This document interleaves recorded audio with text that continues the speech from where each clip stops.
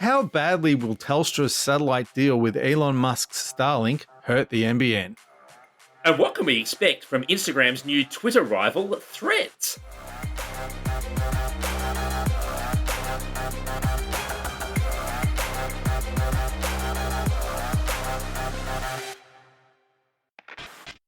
Hey there. Welcome back to Vertical Hold Behind the Tech News, the award-winning tech podcast where we catch up with Australia's leading technology journalists and commentators to dive into the big tech stories of the week.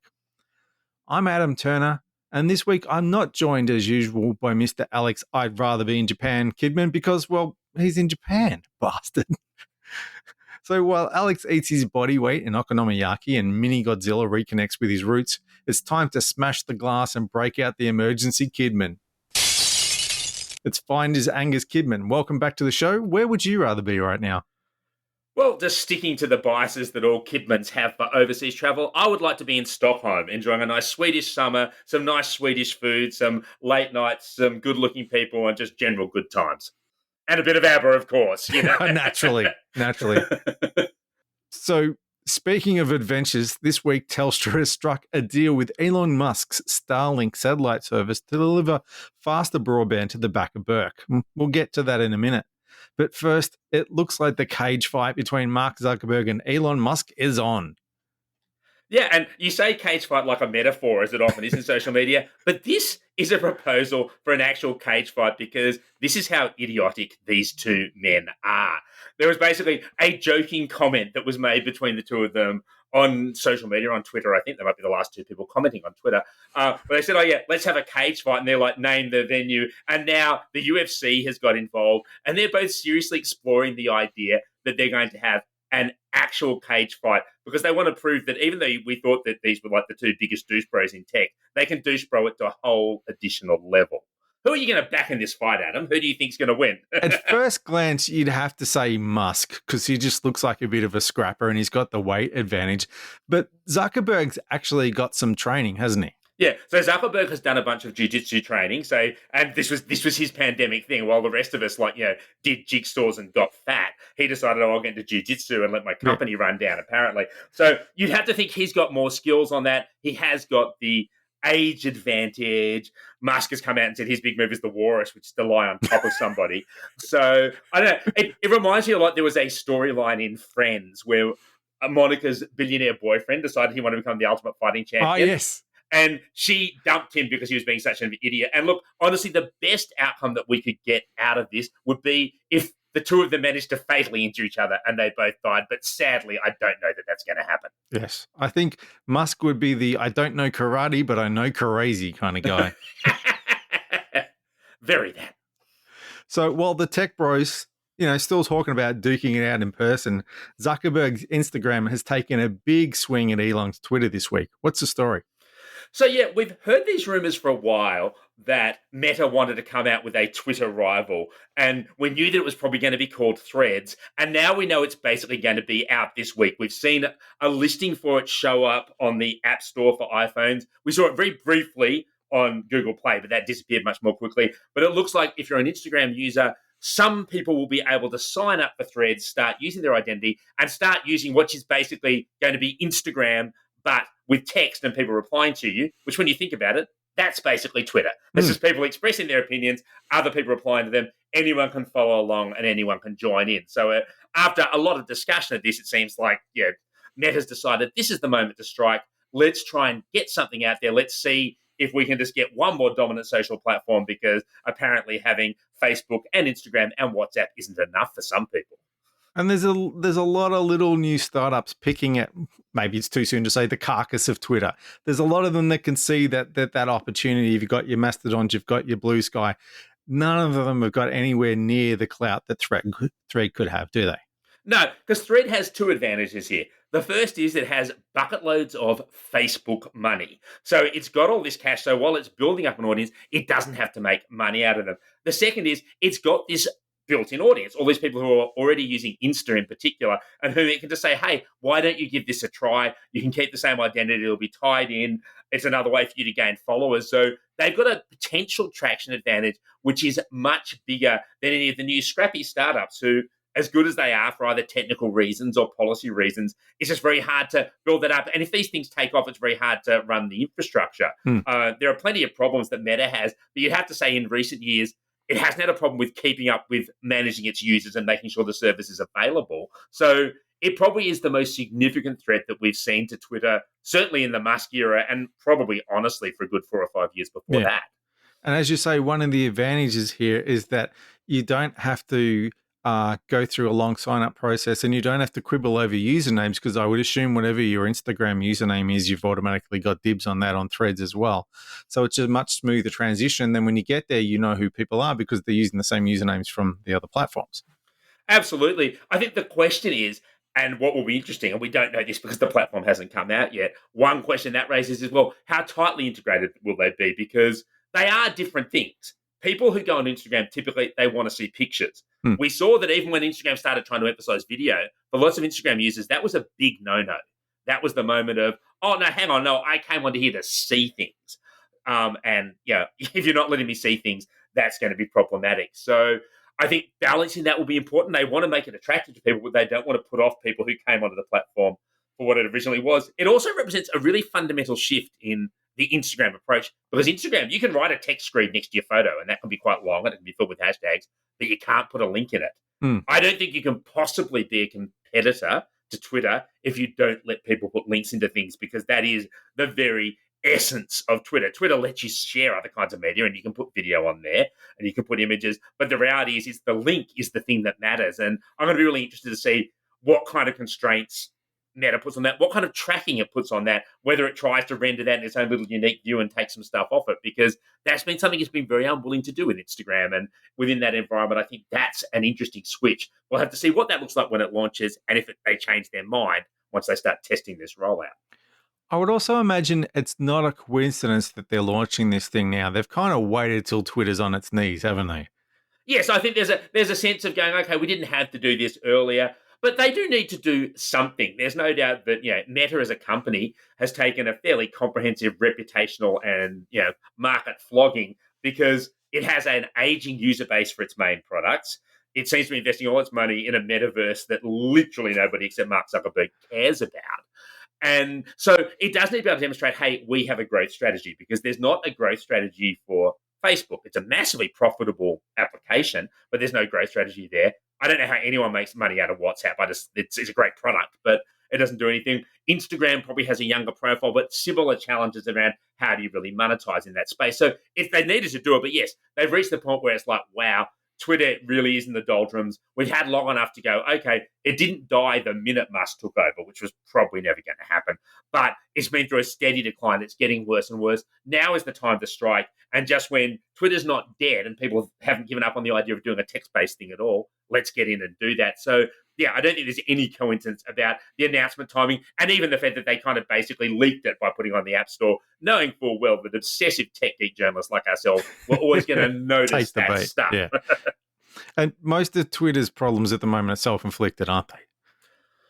Well, if by self-inflicted you mean, Elon said do this and they all had to do it, then yes, they are absolutely self-inflicted. There's a bunch of dumb things they've had to do. The most recent that's sort of gone on in the last week has been this obsession with, we have to rate limit everybody.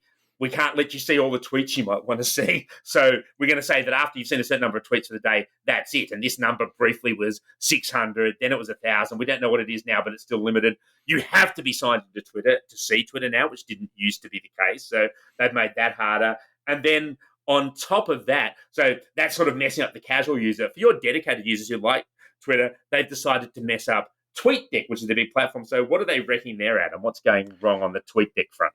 Well, what the big thing that they've been saying for a while is that they want people to, if you want to use TweetDeck, they want you to subscribe to Twitter Blue. And I think they've now come out and said officially you've got 30 days to subscribe to Twitter Blue, or TweetDeck doesn't, or you can't use TweetDeck.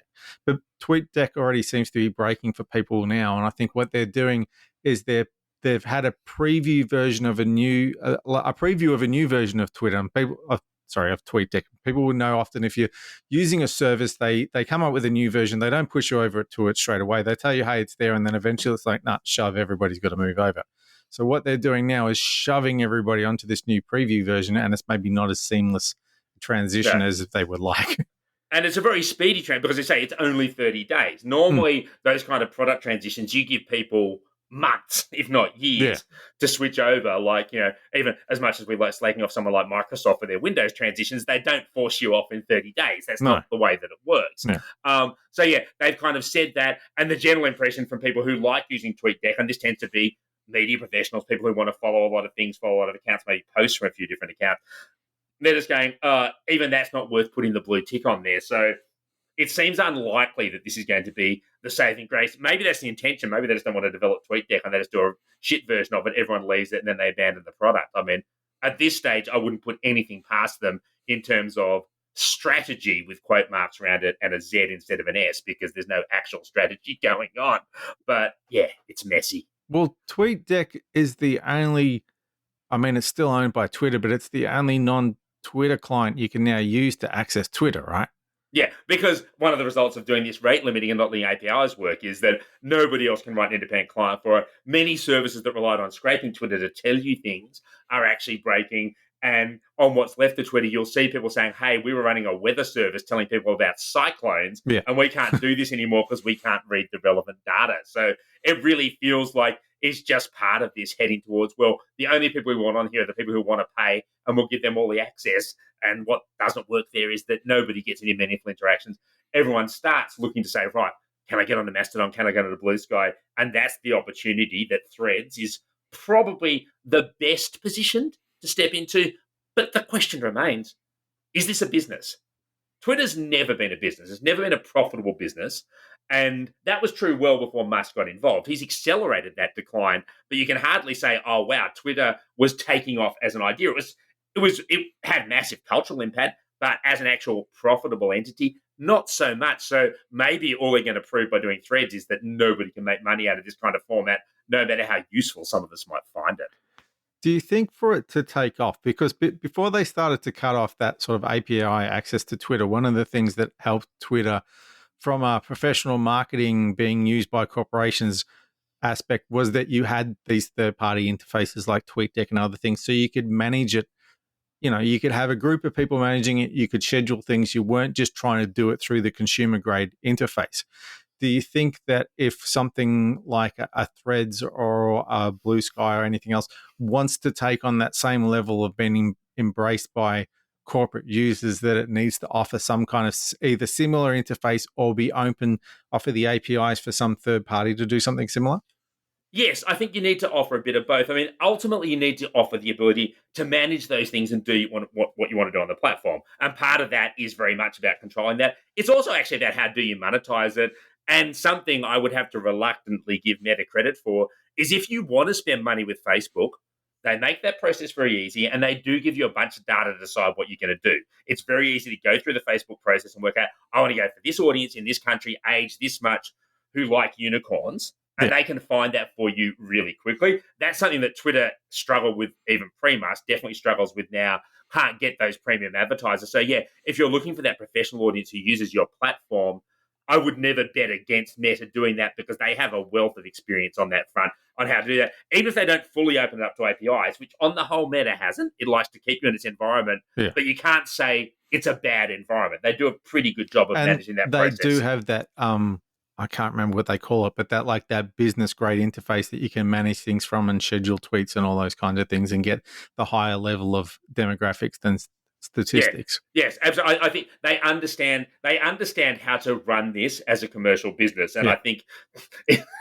it's hardly scandalous to say that has not been evident at all on Twitter in the Musk era. And it gets noticed. I was talking about this on Adelaide radio earlier in the week and talking to the producer. He's like, I can't believe the ads that I see on Twitter these days. You just don't see any major brands there, and you really don't. And that's as much a sign of the death knell as anything else. Because once you've lost those major advertisers, once they feel it's unsafe, your chances of getting them back, you've got a really high hurdle to leap over there, even higher than your chances of winning a cage match. Well, Twitter seems to think that I'm interested in investing in gold. I don't know why I keep seeing ads for that. And that is one thing, as you say, Facebook is so uncanny. Its ability to predict the ads that you might want to see is what people makes people think all the time that their devices are listening to them because they can just pull stuff out of, but it's not always out of nowhere. It's like, because it knows where you've been, it knows which shop you've been to. So they can really target you with stuff. And the contrast between that and whatever the hell Twitter's trying to do is just, it really points out how badly Twitter have handled that idea of, bringing in that kind of targeted advertising that would actually appeal to advertisers. Yeah, because I know, same for me. If I look at my Twitter ads, it's all gold or weird products that I know are coming from drop shippers in a plain plastic bag. Like, that's the entirety of my ad The feed squirrel right now. the squirrel on the nut on the bird feeder that gets spun around. See, I could watch that one all day. That one's clever. There's a similar one with a cat that dives into the middle of a thing that it's apparently going to wrestle with all day. I know. I saw that one today. The cats are not doing that. I promise you. Speaking as the secondary kidman on cats, I still promise you, cats are not doing that stuff. Like, I found that very unpersuasive. Enjoying the show? That's great. Don't forget to subscribe, which you can do on every podcast platform you've ever heard of. Just search for Vertical Hold or go to our website, verticalhold.com.au, where we've got handy buttons for every single podcast platform. So, as we've said over the years, our soup du jour is the NBN. We don't talk about it quite as much as we used to, but it's the thing that we keep coming back to. And there was big news that's kind of not exactly related to the NBN, but it's going to impact the NBN this week because two of its, let's say, biggest threats, biggest rivals have decided to get into bed together, haven't they, Gus? They have. And yeah, this was something we probably didn't see coming. And when you think about it, you go, oh, actually, it makes sense. You can see what's going on. We've had this announcement. Telstra said it has partnered with Starlink, the satellite-based service owned by Elon Musk of Twitter fame. What can go wrong? It will start reselling Starlink services in Australia. It's the first telco to have done a deal like this with Starlink. Starlink's been very much about, these are our satellites, these are our customers, don't get involved. So that in itself is noteworthy. But the way that Telstra's done it's interesting. They said, well, we're going to sell these services, but we're not just going to sell you the same Starlink you could get if you went and signed up on Starlink yourself. We're going to sell these bundled services. So they're going to sell a Starlink voice-only service. Let that sink in, the notion that someone basically just wants to buy a landline from Starlink, because that is literally what they're proposing. But also, more realistically, you'll be able to buy a voice service plus a broadband service, which will be based on the existing Starlink setup. The reason why you might do this with Telstra rather than just going straight to Elon and asking for it is they're saying that they will have installation support and ongoing support. So rather than what currently happens if you get onto Starlink, and this has come up before on the show when we've talked to people who've used it, is that they basically send you a satellite dish and say, stick this on your roof and then fire up some software and see what happens. Yeah. And, realistically, for a lot of rural users, that's no different to maintaining their pump or dealing with their solar, so they're not going to be fazed by that, but some people will be. They're going to offer support on that, and they're going to offer this voice element. And we sometimes forget that because voice disappeared with 90% of the NBN because copper, well, if it didn't disappear, it stopped being used for voice. It sort of went out of the way. That didn't actually happen if you're in a satellite area. They kept up the copper in those areas, and to some extent, you're still a landline customer, so maybe you're looking for alternatives. So, yeah, there's potentially some appeal there, but it's this interesting thing. They've announced it. They haven't announced much detail about when it will happen other than this year or what they'll charge, but it's become, suddenly Telstra, rather than trying to sell you broadband from the NBN, they're now trying to sell you broadband essentially from Elon, and they've decided that that's, for their rural strategy, at least initially, that's what they're going with. So the alternative, if you're in a rural area and you're reliant on satellite, is to go with NBN's SkyMaster service. Now that can be resold by anybody because NBN's not they're a wholesaler, so you get it through an internet retailer, but not Telstra.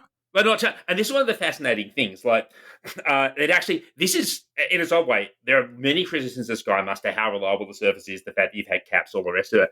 But one thing SkyMaster did that none of the rest of the NBN did is it attracted newer ISPs who sell that service. Because when you look at the data for who sells NBN services, it is dominated by exactly the same brands who were selling stuff before the NBN existed. So it's all Telstra, Optus, and what's now TPG, what used to be iNet.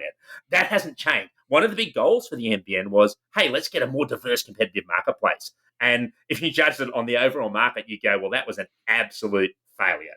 Didn't happen. But it did happen with satellite. While there are only roughly in the order of 100,000 satellite connections for SkyMaster, so a very small percentage of the total, Telstra doesn't do it. And the dominant brands are brands that you would never see anywhere else. Like, they're brands that if you're a rural user, you'll recognize them. And if you're not, you'll go, I've not heard of these people. So you've got Sky Mesh, you've got Activate. They're the two sort of big players. TPG do a tiny bit of it. Southern Phone do it. Telstra is not involved at all. Telstra has not got involved in this space. So it's kind of ceded that rural broadband presence essentially to other providers. And this is a way of it saying, well, we'll do that, but we're not going to do it by going with an NBN service. We're going to go with something different. So I think it's an interesting strategic play purely on that level. And imagine anything would be more practical than putting up your own satellites. Well, I wouldn't want to underestimate. Like, putting up the satellite is not that complicated. I've known several people who've done it. Like, it is not ridiculously difficult, but undoubtedly there are people who would like to have the service who are just going to go, that's too hard for me. And this is the niche where these regional players have gotten into, because they'll say, we're in this region, we'll sort you out. We don't mind if you have to drive 200 kilometers to do it. We're going to set you up. And so there's definitely an audience for that kind of stuff. And Telstra is saying we're going to play in that space. Of course, this is Telstra. Telstra likes to be premium. You can't imagine that's going to be cheap. And Starlink is not cheap to start with. That is an expensive service. When you add on a Telstra, hey, we've set it up for you, an added voice thing, it is going to be considerably more expensive than Sky Muster, I anticipate. So if you put the two next to each other, Starlink, because it's relying on low Earth orbit satellites, basically the distance between your house and the satellite is a lot smaller than an NBN satellite, because NBN's got two satellites that are up really high and are covering the whole country. Starlink has got a whole lot of satellites that are down low and constantly moving. But so the benefits are you get faster speeds, you get lower latency because it's a quicker return trip. Also, they offer unlimited downloads.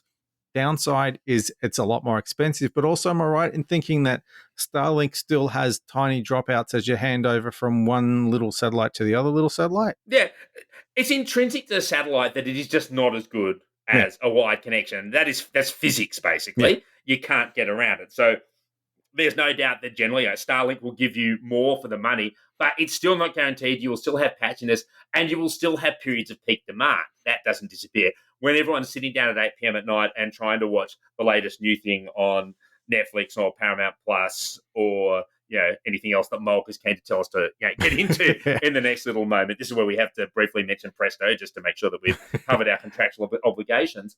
You still have those problems. So it ain't perfect, but if you can afford it, it's potentially a better and more interesting service. So there's scope for it. I do wonder, like, Telstra doesn't necessarily have the best reputation in the bush because they have had satellite services previously and they were wildly expensive and very unreliable. So there's probably, in the same way that there are people who live in urban areas who go, I wouldn't touch that with a barge pole, I think they'll get a little bit of that. But they'll probably get some people who are like, no, that's a brand I recognise, I've seen them, that's what's on the payphone. It makes sense for Telstra to go more heavily after that market, and it makes sense to do it with a partner because the economics of deploying its own satellites wouldn't work, and the economics of deploying 5G when you're at the back of Burke don't work either. So I can see this, and it is part of a broader plan Telstra had, is doing some other satellite partnerships with business and other areas like this. It's definitely the way that it's kind of going, but there's a little bit where it's kind of going, oh, this is us saying we're not just dependent on the NBN. We're not just going to rely on only selling NBN to everyone. And maybe I'm cynical, and maybe I've watched Telstra for too long. While they've really emphasized the regional element in this now, and they've said, hey, we're going to sell this to regional customers, there's nothing stopping them selling Starlink to anybody in any location. So I really wouldn't be surprised to see them, once they've got it going in those areas, maybe thinking, if they think they can make the economics work, or if they think people are willing to pay the premium, saying, hey, you can have this in the outer areas of urban areas. And this is something that Starlink on its own has been going for very aggressively. They have this deal they've been running for a few months now where they've dropped their normal install fee, which is somewhere $900 north of that, down to $199 if you're classified as rural. But their version of rural is 60 kilometres out of a major city. To put this in a context you'll understand, Adam. That's the outer suburbs. I could get this deal in Geelong, certainly. Yeah. And I don't think Geelong counts as rural by anybody's stretch of the imagination. Yeah. I listed these out for all the places you can do it in Sydney. There's a bunch of places that are within easy commuting distance of Sydney, and you get this deal. So, Starlink has been saying, hey, let's go for these people who maybe feel a bit disaffected with their options. I would frankly be amazed if at some point Telstra didn't try and exploit that partnership to say, hey, Are you feeling like you don't love your NBN options? You don't like the tech you've got installed there? Maybe mobile broadband's not for you. Hey, what about this Telstra plus Starlink option? I would be really surprised if we don't end up at that place at some point. So the obvious targets there would be the homes that ended up on fixed wireless when they're not actually that far away from the city. Because when they changed the NBN rollout, they said, screw it, we're just going to throw you on fixed wireless so we don't have to do anything with your suburb. Yes, they'd be the real low hanging fruit, along with those very weird, exceptional people who live on a cliff top and who get Sky Muster in a city, which very occasionally you can do. But the majority of them, yeah, they ended up on fixed wireless, and that's not great. And they've been trying to move people off Sky Muster onto fixed wireless in rural areas, but that's not going to work so well on your peri-urban edge, as your developers like to describe it. So I think one of the things this signals beyond that specific rural play, which at the end of the day is only probably a couple of 100,000 sites, if we're honest. It's representing Telstra going, hey, we're not just going to, we've sold off the NBN and made a lot of money out of that. Thanks very much for buying our slightly superior cable. But they're really saying, oh, no, we're not just going to be dependent on that. We expect to have some other options. And I think this is them really planting a stake in the ground on that territory, whether or not they can price it in a way that a lot of people want to do it. But, the same people who are willing to pay $2,500 for the latest iPhone are probably going to be willing to pay for a service version of Starlink if they don't have to set it up. So I think some of those people are out there. Yeah. So as you say, they've done other satellite deals in the past, and recently they've signed a deal with OneWeb, which is a different low Earth orbit satellite service.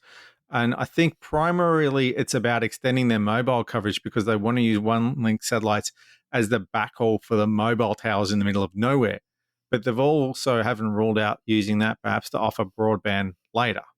Exactly, yeah. No, that current OneWeb deal is all about backhaul. Yeah. Really important to their business model, not something that most consumers will face. But I think it's kind of signaling a mentality at Telstra, which is we're just as happy to buy it as build it.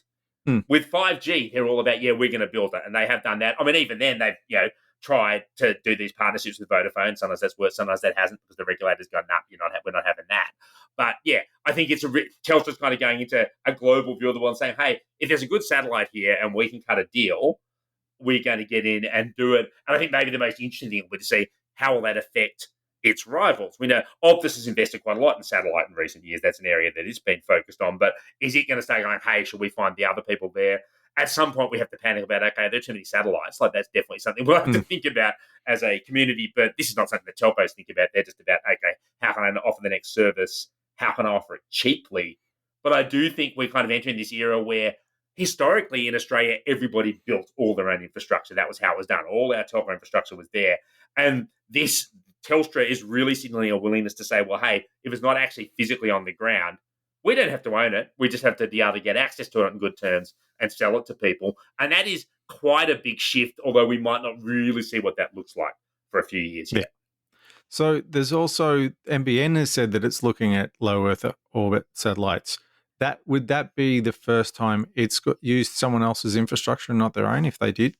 If they went that direction, I mean, this is NBN, so I'm not anticipating they're going to build that infrastructure at any great speed because, as we know, the soup du jour takes a long time to heat up. So, they need to be realistic now that they're in this phase of, we're supposed to be something that at least nominally is turning a profit, even though under the current government, they're not under the same pressure to say we have to list and get sold off and turn into a business. But I think, again, realistically, when they look at like whatever Sky Muster 3 looks like, maybe they don't deploy that themselves. Maybe they do a partnership with somebody. Would they want to do a partnership with someone like Starlink? You wouldn't think so because their level of caution is a lot higher. There was, even for Telstra, that's obviously a question mark. And when Telstra had their press briefing, this was written up very nicely by Josh Taylor at The Guardian, who's often been a guest on the pod, sort of saying, they said, we did have to think about the Elon Musk factor before we did this. They sort of acknowledged the elephant in the room and then said, hey, we love elephants. That was basically their response. So, but I think NBN Co., which has to be more risk averse because of the nature of its investment stuff, I think they would struggle to partner with Starlink in its current form, but it doesn't mean that some of these other more reputable, less out there, less cage fighty satellite operators aren't going to be an option for them. But Telstra and Starlink, I haven't heard anyone use the word exclusive, but I wouldn't be surprised if that's part of the deal. Is Telstra doing deals with your OneWebs and your Starlinks so there's no one left for NBN to do a deal with? I don't know that that would be their main reason for doing it, but it's probably a nice outcome. Again, I haven't seen that terminology used, but it's fairly typical that at the very least you'd have a window of exclusivity for the length of the contract. Maybe after that, I mean, we wouldn't want to sit here and predict what this market looked like in 3 years' time, except to say that we'll be paying more. That's the only thing I'll confidently predict. But yeah, you would expect that they're going to go, hey, you can't do this in this region. But it does also make you wonder, I mean, is this the way that, is Starlink going to make itself work by partnering in a lot of other areas? Because there's no doubt that self-service customer base won't get you everywhere. If there's a terrible option, you'll play with it. But there's probably a lot of market to be had with someone else who's willing to take on the expense of doing the servicing, but also the profit from charging more by doing that. Jesus, that was the most capitalist sentence I've said in a while. Well, that about wraps it up for another episode of Vertical Hold. Thanks to Gus for joining us this week. A pleasure as always. Now, because your lazy brother's jet setting off to Japan, it falls upon me to hit you with the 3 questions of doom. Where can people find your work online? Where can they find you on social media? And what would you do if you were declared Twitter El Presidente for the day? Okay, so people can find my day-to-day work at finder.com.au. You can find my more esoteric rants about which train stations you can actually get Starlink at anguskidman.show. And you can find me on Twitter until it finally implodes at GusWorldAU. Now, if I was given the ability to be Twitter El Presidente for the day, I would make the whole thing open source. I'd move it to Mastodon, and I'd appeal to the community to try and fund that and turn it into an open source project. I think it would fail, but it would be a much more elegant failure than the current toilet that we're diving into right now. Hard to argue with that. And you can find us online at Twitter while it's still there at verticalholdau. We're also at verticalhold.com.au, and you'll find us on Facebook and even on Instagram last time I looked, and maybe a few other places if you look really closely. So thanks for dropping by, and don't forget to drop us a line. Tell us what you think about, Telstra and Starlink taking on the NBN. Tell us what you think about the Elon Zuckerberg cage fight, and just tell us what you think we could do better in 2023.